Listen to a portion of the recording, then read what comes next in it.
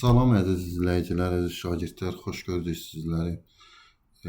Demək, bugün sizinlə 2025-ci il test toplusundan ədədi ardıcıllıqlar və silsilələr bölməsindən belə bir sualın izahına baxacağıq.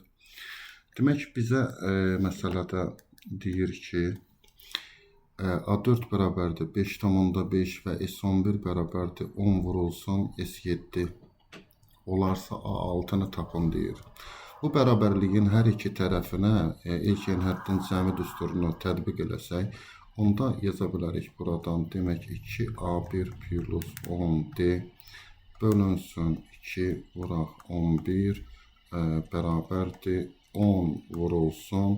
İlk 7 həddin cəmi 2A1 A1 plus 6D bölünsün 2 vurulsun 7. Burada müəyyən sadələşdirmələr, ixtisarlar aparsaq, yəni 2-ni buradan ortaq vuruq çıxardıb ixtisar eləsək, burada alırıq demək A1 plus 5D vurulsun 11 bərabərdir. Bərabərliyin sağ tərəfində yenə də 2 ixtisar eləsək kəsiri alacağıq burada.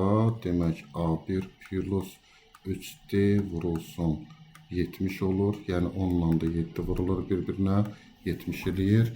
Bərabərliyin sağ və sol tərəflərinə fikir versək, görərik ki, bərabərliyin sol tərəfində A1 plus 5D-ni yerinə demək A6, yəni 11 vuraq A6 bərabərdir.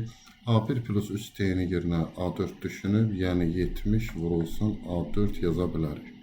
Və burada bizə verilən A4-ün qiymətini nəzərə alsaq, alacağıq ki, burada 11 vurulsun A6 bərabərdir 70 vurulsun 5,5, o da bərabərdir 385 olur.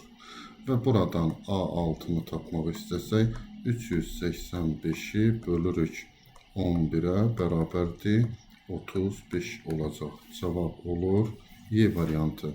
Videonu diqqətlə izlədiyiniz üçün hər birinizə təşəkkür edirəm.